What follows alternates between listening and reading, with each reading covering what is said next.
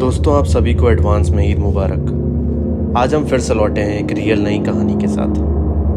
तो चलिए शुरू करते हैं। ये बात है अजमेर में साल 2015 की। अली की ये दूसरी ईद थी अपने अम्मी और अब्बू जान के बिना। आज से 2 साल पहले उसकी अम्मी और अब्बू जान का इंतकाल हो गया था एक रोड एक्सीडेंट में, जिसमें दोनों की जान चली गई थी। जहाँ एक तरफ ईद के दिन खुशी और हर्षोल्लास का माहौल था, वहीं दूसरी तरफ अली की ज़िंदगी में ऐसा कुछ खास चल नहीं रहा था। उसकी ज़िंदगी में खालीपन था उसके माँ बाप के बिना।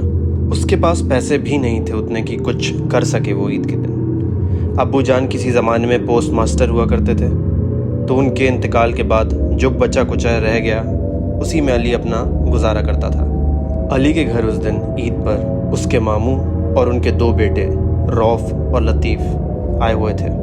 उन्होंने साथ में सलमान खान की नई मूवी देखने का प्लान बनाया। अली का मन तो नहीं था, लेकिन सबके बार बार बोलने पर वो मूवी देखने के लिए तैयार हो गया।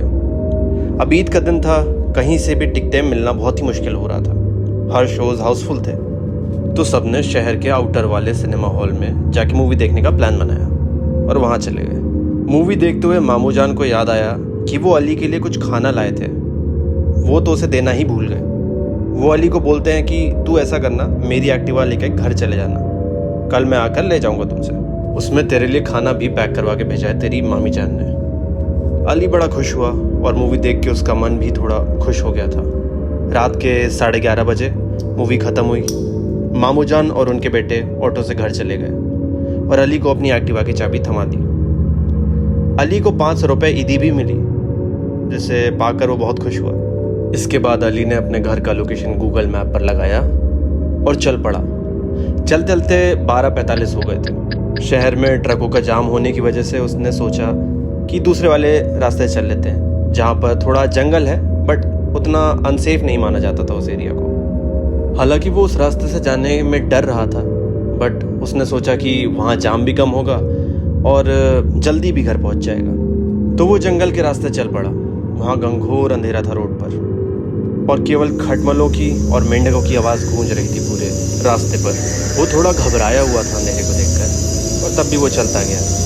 और तभी अचानक से उसने स्कूटी का ब्रेक मारा खूब जोर से। उसके सामने एक अजीब सा आदमी खड़ा हुआ था और वो उसे केवल घूरे जा रहा था। उसके चेहरे पर खूब सारे चोट के निशान थे और वो अली की ओर बढ़े जा रहा था। और डर से अली एकदम मानो ठंडा पड़ गया था। उसके मुंह से आवाज़ भी नहीं निकल पा रही थी। फिर वही इंसान उसके सामने आता है और बोलता है, मुझे भूख लगी है, कुछ खाने को दे दो। पर अली एकदम अनजान रहता है। वो कुछ बोले उससे पहले वो इंसान और पास आता है और उसका गला पकड़ लेता है और ज़ोर से बोलता है, तुझे समझ नहीं आ रहा है, मुझे भूख लगी है। अब अली को कुछ समझ नहीं आ रहा था कि वो क्या करे। तभी उसे याद आता है कि उसके मामू ने उसे कुछ खाने को पैक करा था। तो उसने एक्टिवा की डिग्गी खोली और कोरमा उस आदमी को दे दिया।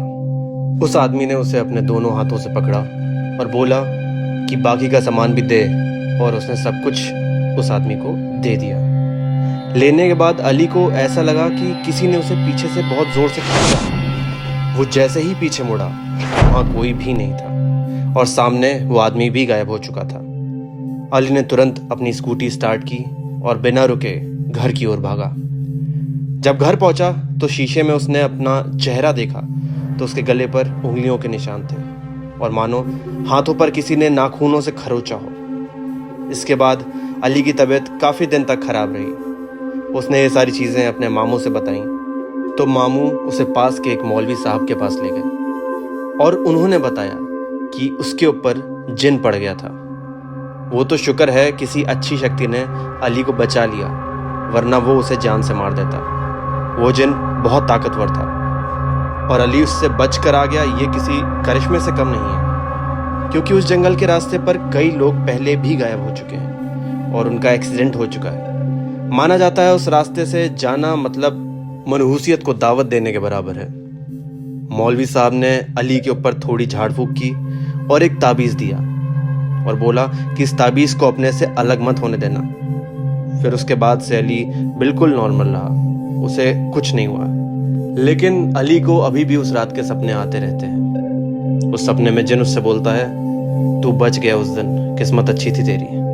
ये सब हादसा हो जाने के बाद अली को महसूस होता है कि उस दिन उस जिन के सामने उसे किसी ने पीछे से खींचा था और उसके बाद ही जिन गायब हो गया था।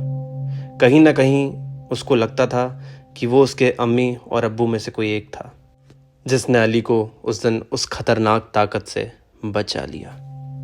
तो दोस्तों, अगर आपको ये वीडियो पसंद आई हो तो प्लीज़ इस वीडियो को लाइक करिएगा, शेयर करिएगा, सब्सक्राइब करिएगा और कमेंट में बताइएगा कि आपको नेक्स्ट किस टॉपिक पर वीडियो चाहिए। और अगर आपके पास भी ऐसी कुछ स्टोरीज़ हैं तो हमारे नीचे दिए गए इंस्टाग्राम हैंडल या फिर ईमेल पर आप अपना भी एक्सपीरियंस शेयर कर सकते हैं। हम उसे अपने वीडियो में फीचर करेंगे। आप सभी को ईद मुबारक।